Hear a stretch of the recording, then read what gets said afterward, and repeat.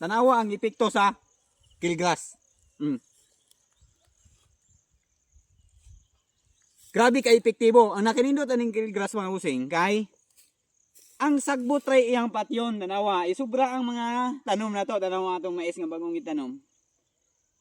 Wala mamatay. Muna yung naka-advantage sa killgrass mga busing kay kung sakto sa timpla ang atong application sa tubig ang iyang propulsion dili mamatay ang mga tanom. Ang iyang patyon ang sagbot ra gyud. Tanawa diri oh. Ipaklaro.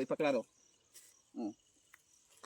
Klaro kayo diha ang mais wala mamatay ang sagbot ra ang namatay. So yun na kay epektibo nga to ang killgrass mga busing. So kung farmers ka diha nga nagagamit kag herbicide pero ang inyong herbicide mo patay pud sa mga tanom. Sulayin ninyo ning killgrass. Kay grabe kay epektibo mo patay sa mga sagbot pero ang atong mga tanom isubra niya. Grabe ka high tech ipakita. Ang mga tanom isubra, ang sagbot patay. Kung ganahan mo palit og killgrass mga busing nara sa Yellow Basket. Diretso ra mga busing.